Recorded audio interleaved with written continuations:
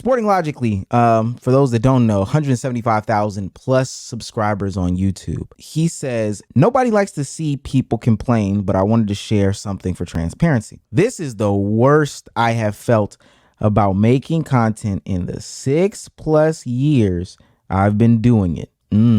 I still love the NBA. Oh, my bad. Here you go. I still love the NBA. I love YouTube, but something is off. This time of year is always weird because it's been so long since we've had actual games, but this is more than that. I get really excited about ideas that I have. I script them out and then I stop. I get this real sense of dread anytime I think about recording or getting in front of the camera, and I just shut down. This is a totally new feeling for me, and it's screwing with my head and the channel. Oh my God. I go through varying levels of motivation, just like anybody else. I have these periods where I wonder if I am even good at content in the first place. Again, I'd imagine that's a common feeling for a lot of people that do this, but I have never just not wanted to record. I'll figure it out because as I keep reminding myself, I always do. But for now, you might see less of me in general, or at least on the camera. Now, I had a hypothesis, or it was really my hot take last week, about how the NBA community is killing itself. And this has been based off of stuff before, the Sporting Logically tweet. This has been conversations that I've had with B Souls. This has been conversations that I've had with my brother, thinking about Sage's pivot and things like that when he did it. Even conversations that Damo has said, on just talking about basketball and all that stuff like that. So I wanted to throw it to B Souls first specifically, because he made a recent announcement, big announcement. How many years have you been doing basketball content, B Souls, at this point? Started seriously doing it 2017. So what is this? Damn, year 8. Year 7. Yeah. Unk. This guy's old. Like Tony Kornheiser right now. But B Souls actually got a traditional job. More traditional, but more traditional than what's going on. It's like a step more traditional than like the playback stuff. I mean, he's always had. Listen, it's a more traditional work environment. Yeah. But what do you think is going on in the state of the NBA community, NBA YouTube, NBA content, NBA discourse, as you see it as an 8-year veteran, Unk for real? Yeah. It's funny because on my last stream, I watched a video of someone recapping NBA playmakers and what happened to SDC. So that really brought back a lot of memories when I first started this shit. And my God, the space has changed. And I don't know if it's a better space for independent NBA YouTube content creators. I think back then there was a lot of passion into what was being put out there. I think back then we didn't really know even the monetization about all of this, but I think even in certain industries that we've talked about, motherfuckers are gonna figure shit out. And it's not a matter of who it is, it's just a matter of when stuff is gonna happen. And I think throughout these years, even with the evolution of AI as well over these last couple of years, I think making content now, it is just so hard as a one-man army to put out extremely high quality content that's truly original, right? Because no one, I'm sorry, bro. No one is looking for your why Hakeem Olajuwon is the greatest center of all time video in 2024, bro. Those conversations are so exhausted now. But what you're competing with are now the Gilbert Arenases of the world, now the Shannon Sharps of the world, where they have this backing and this former following that gives them more credibility within the space because of their background, as opposed to regular Joe Schmo who's a fan of the game just making content about basketball, making content about the NBA. You know what I'm saying? Even traditional sports writers who have been in the media business of this, like a Stephen A. Smith, I would say even has a leg up on the up and coming NBA content creator because of his prior experience. But even Stephen A., we can argue, is being phased out by these athlete podcasters And I understand there's a separation between the two, but in the grand scheme of things, it really isn't. This is still one NBA YouTube space. I have even made the claim over these last 2 years that, bro, like Low, Dom 2K, Mike Korzemba, all of us, bro. I know we talk about the NBA media in like a third person lens, but bro, we are a part of the NBA media now. We are a part of the media cycle. And I will say as a moment of transparency this year, there were moments, and I kind of hinted at it during the podcast a couple times, man, like this off season, man, this shit long as fuck. And you can kind of see it on the B Soul channel, like there just wasn't much to talk about. And we're talking about creators now where they make enough money for this to be their living, but it's also not Kai Cenat money. You know, it's also not agent money. So when you go through these months where you just have writer's block, you don't know what content to make, you're not passionate about it, you feel forced, but it's also this thing that pays the bills. I'm pretty sure Tucker has a kid. You know what I'm saying? Like a family. Like, I don't know if they have a mortgage, but they got a mortgage. Shit feels different when that's the responsibility now. It's great that the NBA community has prospered to the point where you can pay bills to even that regard and even think about that shit. But it's also a tough space to be in 2024 compared to other niches where like the cap, the potential is so much higher, and things of that nature. I want to go to Damo and ask him that same question, how he feels about it. Because Sage, I have a specific question, specifically because of your decision. But Damo, what do you think about the current landscape of WNBA, or not WNBA, NBA content creation? I think the WNBA is actually interesting. How many people were just so willing to flock to it because of, you know, the offseason. But what do you feel about the state of NBA content creation right now? Honestly, I have a lot of the sentiments that Souls has in terms of the growth of it, and it not necessarily being better. In terms of what I'm used to seeing and what I used to see when it came to NBA YouTubers, is not something that is sustainable for a long extended period of time because of how crazy drastic the offseason is, and depending on what kind of content that you do. A lot of it is being used up by these Gilbert Arenases, every retired athlete, or even current athletes. Hell, now we had this conversation on the mic.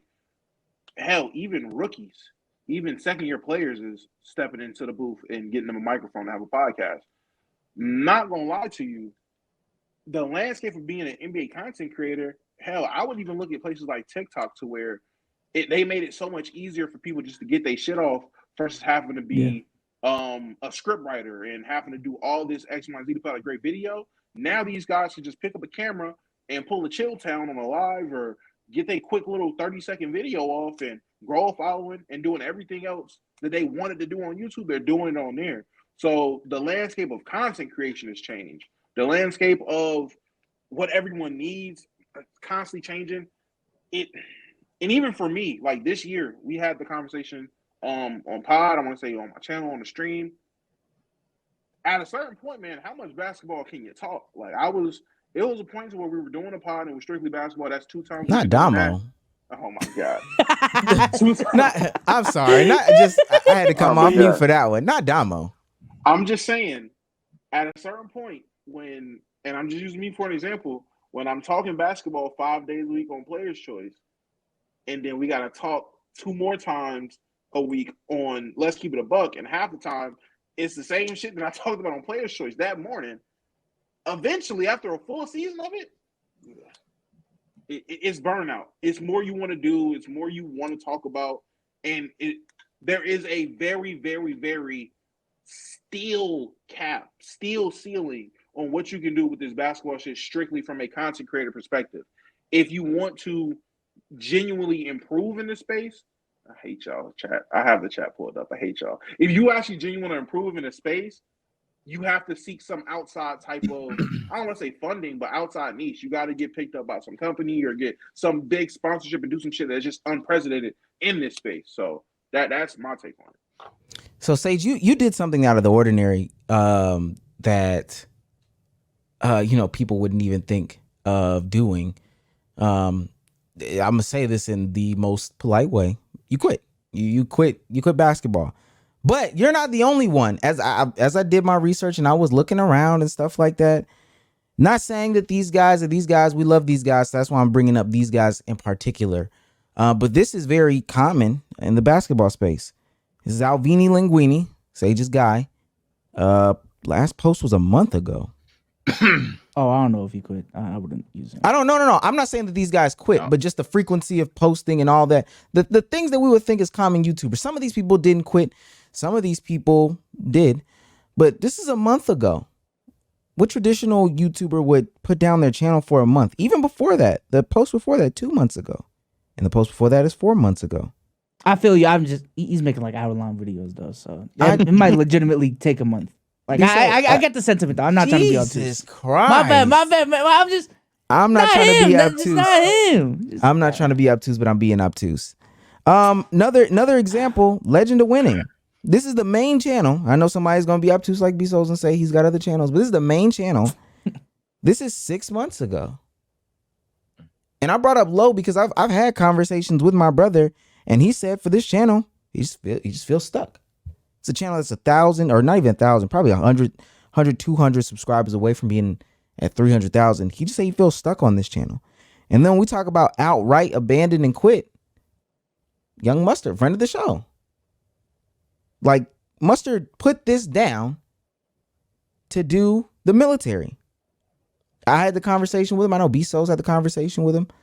But this is Mustard straight up said, yeah, I'm done. This one, it's over. I'm done doing NBA content. He had a goal. He tried to reach to 100,000 subscribers. He couldn't do it. He saw that the space was getting more saturated.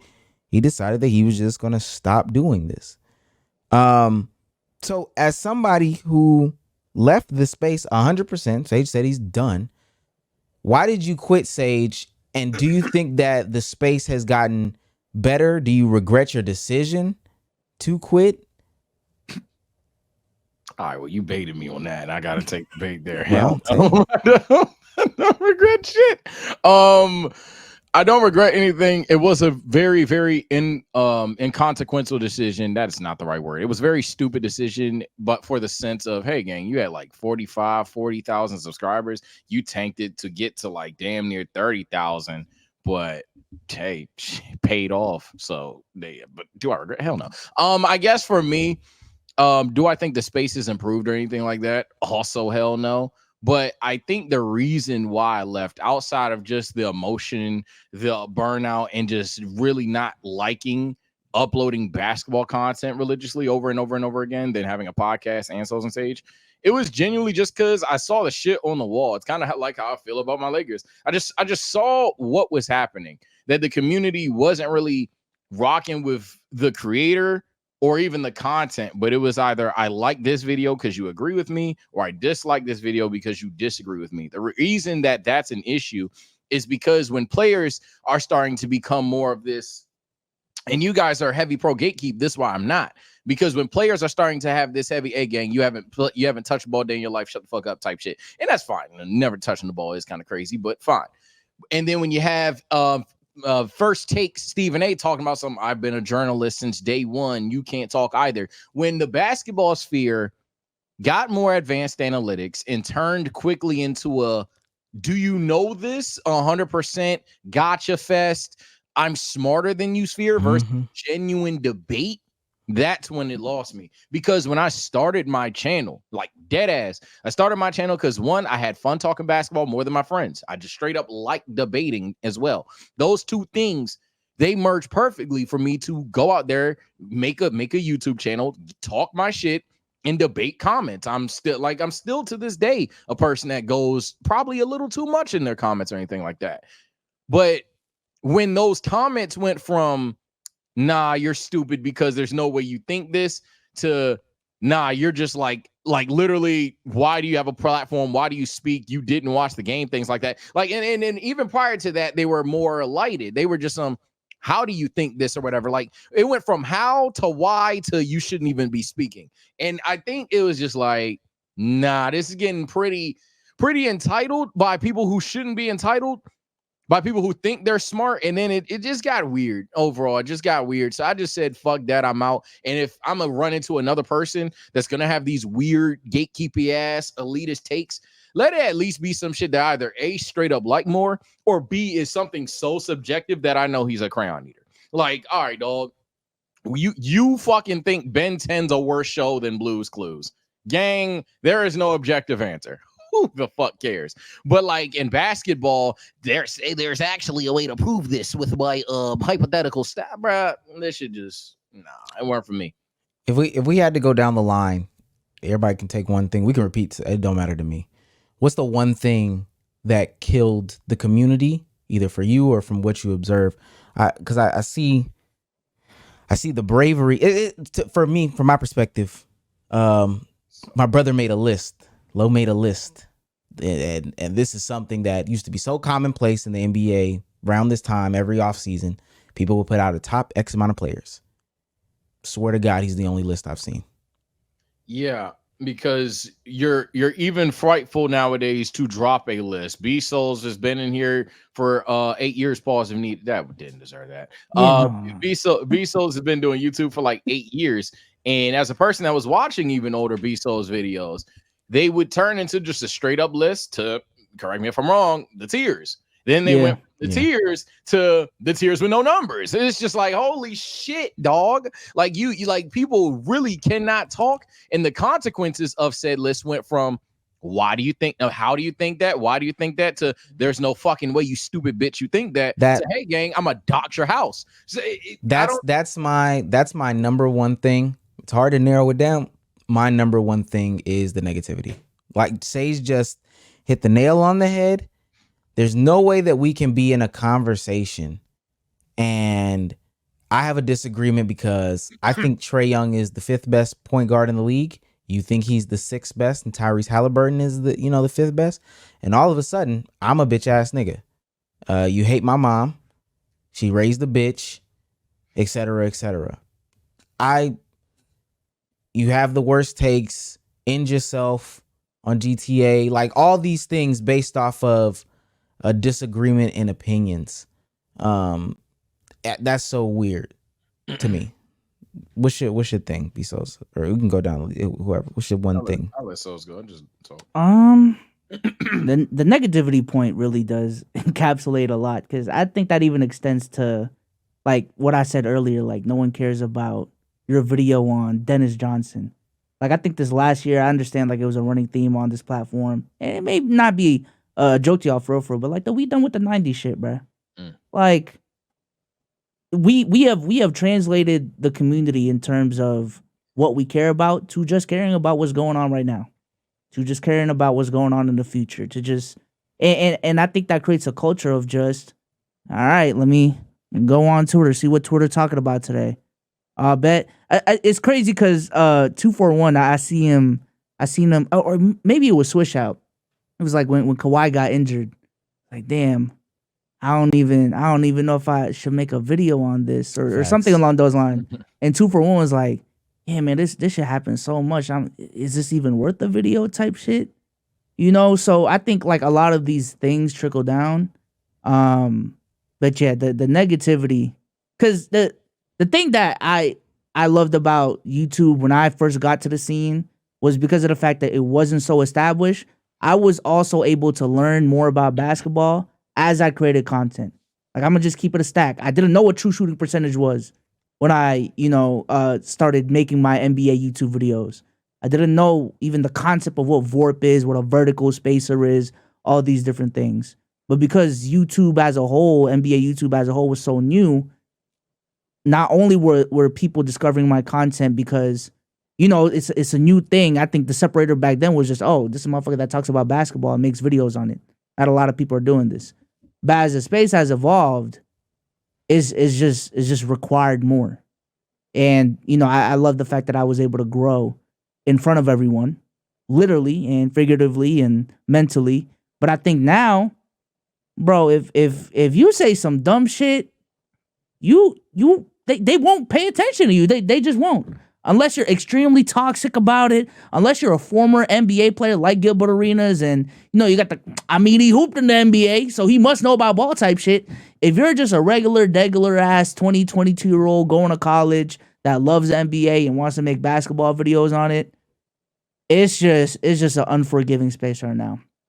Now, I will say I don't know if that's exclusive to NBA YouTube, because I feel like even that same talking point, it could apply to tech YouTube, right? Like, new iPhone comes out. All right, gang, I don't do why do I want to watch your iPhone review? You know what I'm saying? So like those problems arise in other communities, but yeah, that'd still be my answer. Well, this is an easy one. Negativity is a close answer, but it's a product of the real answer. Basketball started taking itself too seriously. Stephen A will probably tell you that that's the answer. Shannon Sharp will probably tell you that's the answer. Barbers will probably tell you that's the answer. When basketball went from this fun thing that you could talk about, you could get your shit off, right, wrong, you're gonna get mad, get loud, and have fun, but that's still your boy by the end of the discussion. So very quickly, I don't fuck with you anymore. Very quickly, you're a genuine idiot. As Omar said earlier, you think 5 and 6 are two different players, you're a bitch ass nigga. When these things start to happen, now you not only capped yourself at a certain level because only so many people that haven't hooped cannot be a bitch ass nigga, but then simultaneously, you must meet this height requirement to even contend to be a bitch ass nigga. That has really been the nail in the coffin for this community. That's been what spawned the negativity to begin with. People just took shit too seriously. You just can't have fun with the sport no more. Otherwise, you don't watch or even partake in the sport, quote, for real or anything like that.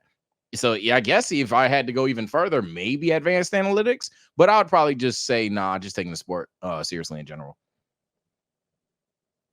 I would say for me, it's been probably accumulation of a couple of things and over time for me. I will say what seriously started it was Bezos' last list and the reaction to Bezos' last list, which was, I mean, I think I'm infamous for saying this. It was fucking. I won't forget. It was fucking Wordu. The first comment I see is Wordu. Draymond 48. He should at least be over. And I'm just throwing arbitrary player. He should at least be over Eric Gordon. I look. I'm like, what was Eric Gordon? He was at 46. I said, all right, bro. I'm sick of this. I am sick. I'm sick of this being the culture of what everything is. Y'all niggas are arguing 2 spots in the 40s. We're not even arguing 1 and 5, 2 and 4. We're arguing 46 and 48. Y'all are that invested? I'm not. I guess I don't love basketball like I thought I did. I can point to times on Player's Choice where niggas just got saved the LeBron Laker conversation for Damo, huh? We can't wait to ask Damo about the Lakers for the 50 millionth time when we know what my answer is about to be. Fucking Darvin Ham. Can we talk about this run that the Magic are on? Can we talk about the fact that the Pistons finally won the game? Can we talk about the fact that the Rockets aren't ass? Can we talk about other shit? Nah. Hey, man, we got to get this Laker clip off. And that was something even on this platform I had an issue with. I remember we were in a meeting one time, and I'm like, bro, fuck the title, fuck whatever's trending. Can we just talk about genuine basketball? All y'all looked at me. Is genuine basketball about to pay the bills? Nigga, stop. They don't care about genuine basketball for real. And I had to really take a step back and think, like, damn, y'all right. Like, people don't want to just sit around and talk. Who cares how great of a step? Yeah, like how great? How I was about to say. How are we really going to sit here and try to talk about the improvements Paolo made? How are we really going to sit here and talk about the growth and how good Brandon Miller is? Who really wants to talk about that? Y'all going to click on this video because LeBron's on the thumb and we talk about the Lakers again. Y'all going to click on this video because of the trend, as Biso said, what's going on right now or what we can project that might be toxic. Y'all don't, there's not enough actual care about genuine basketball conversations. And slowly that shit just picked to where now I'm at the point where it's like, all right, bro, even if I do talk about basketball, I at least want to talk about what I want to talk about. I don't care about having the same rehash conversations or, hey, LeBron's trending again. Let's talk about LeBron for the upteam. That shit is just annoying. With that being said, if you came here to hear us talk about Kawhi, we're not going to talk about Kawhi. It's just nothing to say. Womp womp. I guess honorable mention would be kind of what Damo was referring to. That it's also just so cash grabby now. So to the point where it's not rewarding. I can't make NBA players rappers. I can't make NBA players WWE stars. I can't talk about how I can't just talk about the Spurs today. I can't talk about the Pistons tomorrow. I can't talk about the Nets the next day. Unless you have And maybe it's skill issue. And this is a conversation that maybe the YouTube sphere needs to hold himself accountable for. Maybe it's skill issue because of like some of the many videos I've named. Some actually did work, right? You know, the WWE one worked. Teams Down Terrible, if you turn it into a series, it works. But I think ultimately at the end of the day, it don't matter how niche you get. That Laker LeBron title thumbnail, that Bronny James title thumbnail, that Caitlin Clark title thumbnail is going to work better. So I think it's just, you're also forced to talk about specific shit and then get gaslit by fans that swear they care about everything and they don't even give a fuck about that shit. And I see people in the comments saying like, it's oh my bad. I see people in the comments saying it's just the off season. It's a boring off season. I can guarantee you, it is more than just the off season. I thought during the playoffs. It just so happens that during the regular season, we can carry some of these things because they're in our faces. But trust me, these aren't like the most riveting conversations. These aren't the most detailed takes. These aren't the most, and I think that's another problem in it too, is the players having the conversation. And by players, it might be a double entendre, but I mean the content creators. The content creators have to hold themselves accountable for how they go about creating the conversation, creating the content, the vehicle, the vessel for people to have the conversation. What awful coaching is doing is terrible. Like I don't give a fuck what nobody says. That's bad. I know people enjoy it. It gets the clicks and the views and stuff like that. But for the overall, and this might be me being like, you know, a purist of the conversation and the art or whatever, but hearing people come out and have takes about basketball as if it's like supposed to be this perfect game and everybody's supposed to do this, hypercritical of all this and this actually type thing. Shouts out to J1 right there. This actually in the that's bad. Having some of these other players, these other content creators jump straight to negativity when it comes to transitioning to the WNBA, or now it's back to basketball content like NBA. Let's jump right into the negativity again. That's bad for the overall conversation. The whole I'm smarter than you, so this is why that's bad. Yo, B Souls, this season you've been getting into more different sports, right? I definitely have, and PrizePicks, our favorite daily fantasy sports app, and the sponsor of this video, has been helping me get into these other sports as well. The great thing about PrizePicks is that it offers weekly promotions. So on Thursdays, I'm making NBA picks because that's primetime NBA basketball time.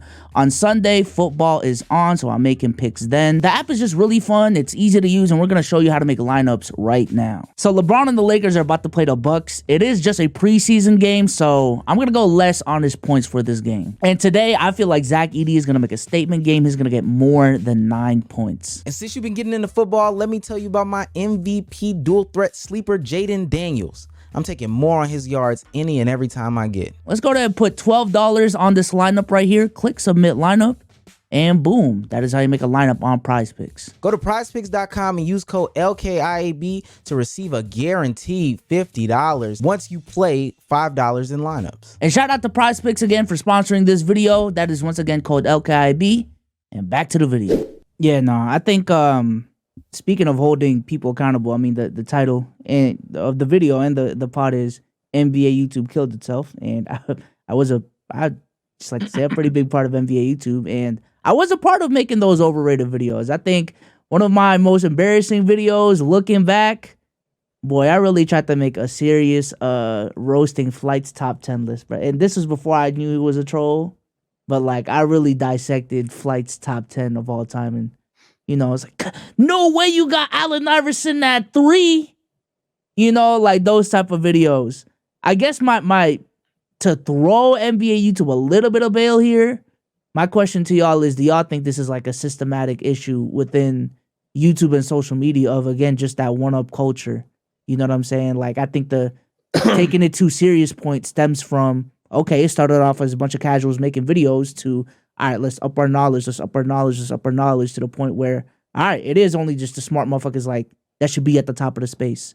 You know what I'm saying? So hot take, no, because in society, while people will have these crazy labels that they will throw on anybody for just not knowing certain things, the music sphere, anime sphere, tech sphere, anywhere, I think the main reason why, and I'll talk about it in a second when I tweeted out what's the most toxic community, that many people who don't watch the pod even said, oh, basketball easily, is because in the NBA sphere specifically, it's like most people are that way. Yeah, sure. A lot of people listen to fucking music, and if you're on Twitter, oh, you're gonna get a lot of negative shit. That's just the app. Twitter is just a negative ass app. So if you're on listening to music on Twitter, you're responding and tweeting about music on Twitter, you're gonna get a lot of shit. But reality, if you just go on the street and you just name your favorite artist or whatever, nobody's gonna be like, mid instant. They're just gonna be like, I don't listen to that nigga for real. Even if they think he asked, they be like, why? Or some shit. And then y'all have a joke, but then you won't actually tell each other to fuck off. But that's kind of a crux of the internet, I guess, to go against my own take, is that like the internet people will tell you fuck off and they won't apologize. But I do genuinely think that in the NBA sphere, that's just like what it is to be an NBA fan nowadays. But like in music, in tech, in anime, things like that, when people don't know things, they're quicker to just be like, nah, this is how that go. Or if someone disagrees with something, niggas shrug their shoulders. Niggas don't shrug their shoulders in the NBA sphere. They just think of you as beneath them. Whether or not that's the truth, be so, I think the problem is that people wanted more out of the NBA space and they wanted to grow and rise. But I always have this, and I don't even think I came up with this. I think I stole this from somebody else. Like a lot of people jumped into this to because they did not like the way that Stephen A was covering the NBA and having these conversations. And then eventually they became the Stephen A for the next generation. So you kind of squared yourself into a box. And now, mind you, some people have had like 8-year careers, 9-year careers. And for a platform like YouTube or social media or content creation, that is a long time. There are a lot of people that won't make it that long, especially because we're talking about a specific niche. It's hard to even get in there. And then even if we look at the top end talent of the NBA YouTube sphere, which we're going to have to talk about, like there's not too many who are growing up and beating out some of the older players. So this space is still so foggy, especially because of where you wanted to go, which was ending up on like TV and stuff like that. But because people went about it the way that they went about it, I believe that it ultimately hurt their horizons to get to the places that they may be. Now, some channels are in purgatory. And by purgatory, like the growth is slow, stagnant, or maybe even declining. Like we can even look at ourselves, like respectfully. We've been sitting at 212,000 subscribers for God knows how long. And the day that we hit 213,000, I will pop champagne on stream, go live, shake ass, all that stuff like that. But because of the nature of what we talk about, I think it's very, very hard. We're already in a box. We're in a box. And it's going to be hard to break out of that box, specifically staying in like the NBA sphere. But like, look at everybody else's. How long? Your channel, even your B Souls channel that is now transitioning to Souls and Sage. Before that, it was sitting at how many subscribers for how long? It was stuck at, I think it was what, 190 Sage before we started. Probably it was like you made this. You added me around 205 or 215. Then it dipped to 195. Yeah. Pretty sure that's how that went. And then we got to where we are right now. But then even our channel, you could argue certain things. But I think me and Bezos kind of just started slacking over there a little bit. And maybe that adds on to this conversation. Maybe that's just about me and Bezos. But yeah. I think this community has a hard cap on it. We don't even need to yap about that. Yeah. So I mean, to conclude it, we got it. Well, one, shouts out to the creators who have been able to make it work and grow. We've seen people grow in this space. I think this space is a little bit different because I think year in and year out, you can see another person explode. The WL streamers, Jason the Ween, this was his year. Sketch, Queso, if you even consider those people to be WL. But like every year in all niches, people do pop. I think the NBA space is like one where it's like, okay, it's not too many different ones, but there have been some. So shouts out to the Michael McKelveys of the world who have made place in space. Shouts out to the Deep Three. Shouts out to Hoop Venue killed it this last year. I ain't gonna lie. Yeah, Hoop Venue. I think Dylan does basketball. Dylan knows basketball is another one. Kenny in the collective. I was finna call them their old name. what is it? Numbers on the Board now. Yeah. Numbers on the Board. Shouts out to them and what they're doing. So they've been able to find growth in this space. My question to you guys is, Adamo, what's the fix? Oh, Where do we go from here? That's very easy. Maybe I'm just narrow-minded, man. I don't think there is a fix. I think this has gotten to a point. I don't know if it was Souls or Sage who earlier made this point of where, okay, it was casuals talking about it at first, fun little lunchroom conversations, it was a passion. And then because of the money that was into it, the eyes that was on it, and how big this product actually is, and this space actually could get, it got to a point where it's like, all right, you can't just have the lunchroom conversation in front of millions of people. People are going to want a more educated form of the conversation, which led to advanced analytics sweeping the NBA landscape, the NBA community landscape. It was a lot of that going on. I don't think there is a fix for people wanting their content creators to know ball. And it really boiled down to, okay, you don't know ball, you do know ball. There just isn't a place for that. What's going to happen is, if you want that kind of content, there are going to be platforms and spaces of it where there's just going to be a very hard ceiling for people that can do that. Like, flat out, if you want to have fun, casual conversations, you can do that. It's just going to be a very hard cap right here unless you're transcendent, unless you're the one of one, the thing we have not seen before to break that hard ceiling. But for the majority of the NBA landscape, space, whatever it is, there's going to have to be that level of, well, actually, there's going to be a level of that. Do you know what vertical spacer is? Or whatever the new iteration of the words are going to be for this year. Because I think that was for last year. Vertical spacer was a thing last year. Who knows? Horizontal spacer. Yeah. Hell, I don't know. Pick the There's picker. going to be new terms. There's going to be new terms this season that are dropped and said, and it's going to be the same cycle again. So that's what I think. Yeah, this is easy. There is a fix, but the issue, the depressing part about it is nobody's going to try to be this person.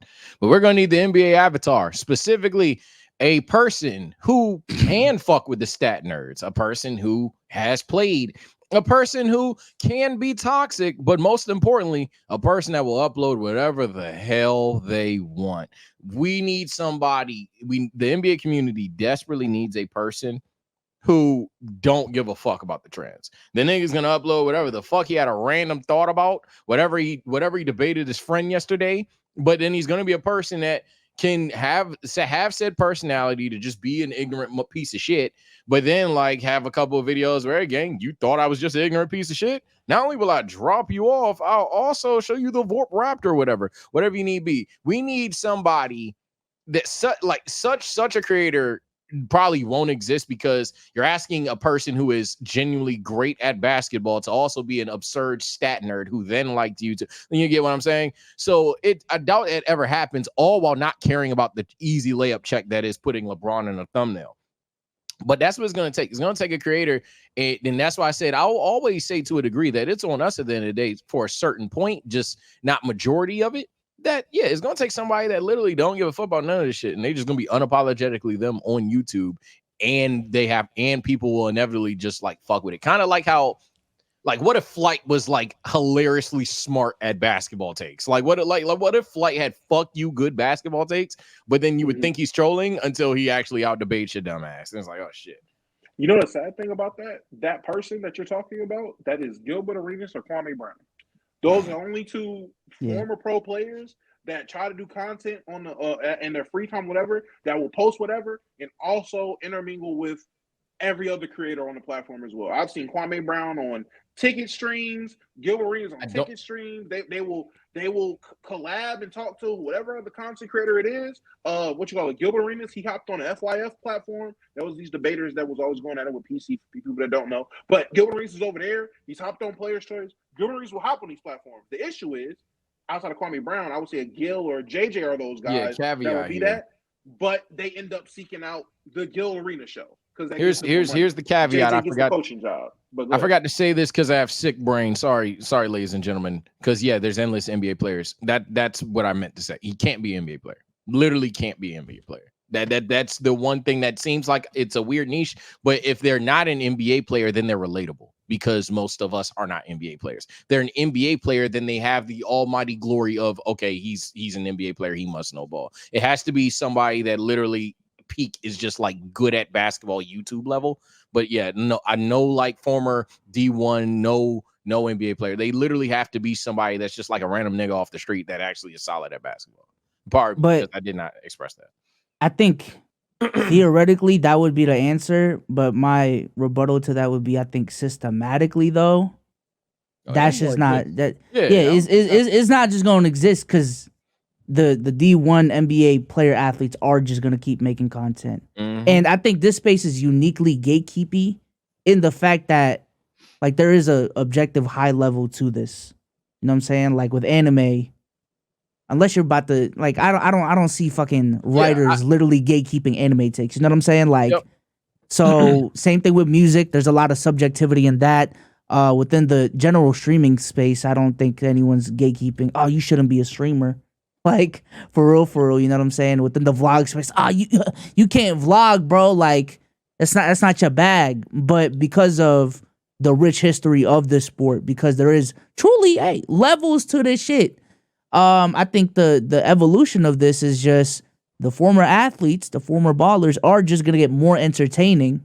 Yeah. That's and you know the guys like us, the only way to combat that and have our own space within this shit is to just become the smartest motherfucker in the room. That's what it is to me. Because I don't, from an entertainment standpoint, I don't need, we wouldn't be able to get off the stories that Jeff Teague is getting off because Jeff Teague was in the league and can say stories that are relatable to NBA fans. Like, how much of that can we say?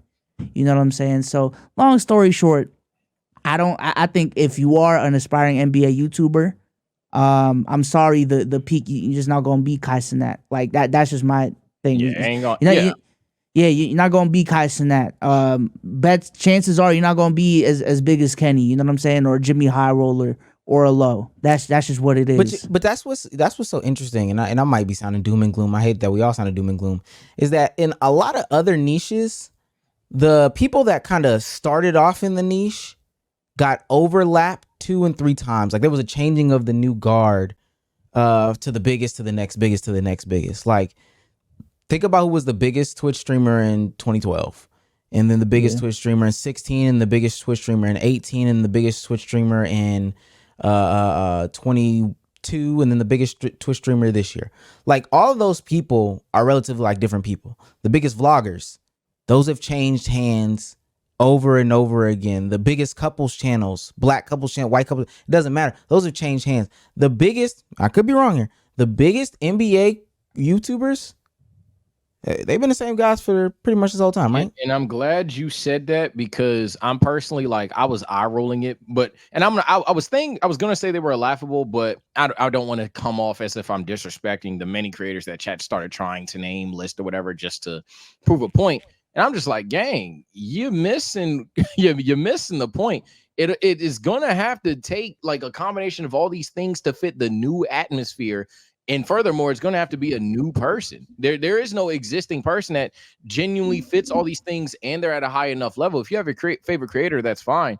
But we wouldn't be having this conversation if that was the case, because as Omar has alluded to, we've changed the face of a certain game, a face of a certain anime sphere, the face of a certain platform even countless times. No glaze, but like niggas been having the same 5-6 my favorite basketball YouTubers for like 10 years.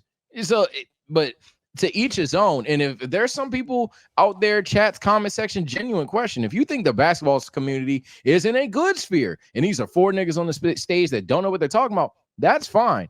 But man, I'm telling you, that's why I started off my NBA avatar hyperbolic statement saying it's probably not going to happen, because there's no way, even if you get 3 of the 4 elements, that person's then not just going to chase the bag. Whether it's, hey, gang, I can just mooch off of being a former athlete, or hey, gang, I just mooch off of just fuck it. They think I'm funny. Fuck it's this fun, NBA shit. It's funny because the gamers, even the gamers, I can square it down to Call of Duty gamers. The Call of Duty gamers that I know and Damo know are slightly different because we're close in age. But the Call of Duty gamers that I know that were like the peak of the peak versus the Call of Duty gamers that B-Souls know are probably like 3 generations apart. Like the Call of Duty gamers that B-Souls would be able to name, like, yo, these are the big guys when I came up. we're probably watching or we're watching somebody who was inspired by the guys that I watched, or we're watching the guys that I watched as inspiration. Because I know B Souls didn't watch like T Martin. I know B Souls didn't watch Wings of Redemption, and B Souls might not even be the biggest COD guy. He's just, if I'm not mistaken, the youngest. But like, I know he didn't watch T Martin. I know he didn't watch Wings. I know he didn't watch Only Use Me Blade. I know he didn't watch Hutch. Like, I know he didn't watch the people, the early people in Machinima. I know he didn't know Painkiller already. Like, I know he didn't. In this space, I remember commenting about B Souls back then, and B Souls is still here. My brother is the example. Kenny, Dom, Rusty, Click been here for like some of these people. Again, there's some people that have come up, but even like on the Deep 3, Mojo done reinvented itself. Like, Jimmy been here for a long time. I don't know. See, somebody says seniors. These are the same people. I think my end all be all, and we can close it out here. The fix is knowing which niche within the niche you're gonna attack. Super casual, super analytic, fun. Somebody, White Boy 7th Street. Hold on now, y'all know what's going on. But yeah, knowing which niche within the niche you're gonna attack, realizing the cap for that niche, and then saying like, yo, my goal is to be there, but like low key settling into the fact that you won't be bigger than that. And I know that sounds bad, but Yeah, that's pretty big. Yeah, that's the thing too. I mean, you know, some Somebody people's gotta do goals it. aren't. Yeah, some somebody- people's goals aren't gonna be the next Kai. Like they're fine just getting 40, 30,000 subs, making another 1,000, 2,000 a month. But again, it's just if your hopes is millionaire, gazillionaire, yeah, no, this is not the niche to be in. To even like the former athlete, even that Sage is talking about, even if they did content, I genuinely think it would be better for them if they are like really good at hoop. Don't have to be D1 or anything, bro. Take the Jessa route. Take the T-Jazz route. Take Like, them motherfuckers are getting millions of views, partnering with the NBA directly, and a bunch of Yeah. other shit. So and mind you, they had a transition. But go ahead. I was just gonna say, I know we was closing out. I'm seeing a lot of people in the chat. Those guys I want to name, they're still around though. They're still here, and it's not the same. A lot of these people, if I start going through the list of the KWR Speedies and I'm Jehovah's and the testerary characters around Vanos, a lot of these people they might still be here. Well, Vanos crew might be a bad example, depending on the people, but still, they might be here. They are not doing as good as they were back then. The crew is not crewing like they were back then. A lot of these people are not still. They are still around. They are not as big as they once were. You might be able to name a person or so, but still, the general sentiment is still standing. A lot of the people that were the popping Call of Duty gamer back in 2012, they peaked. They've been peaked game. Don 2K be streaming Spark and Zero. This is why, like this is the shit that I'm saying. Like, man, y'all not. Nah, never mind. I ain't gonna do it because they gonna take it as disrespect. Don 2K is my genuine friend, but like, nigga, he be playing Spark and Zero. I gotta play you, by the way, gang. But like, nigga, nobody, all the pillar NBA YouTube names that people want to mention right now and saying, see, they're already here. One, the conversation again wouldn't exist. That's therefore not a valid name. But in two, nigga, even the people that you naming either aren't uploading, as we talked about way earlier in the topic, or they're like, damn, this shit sucks. So I don't even, you know what?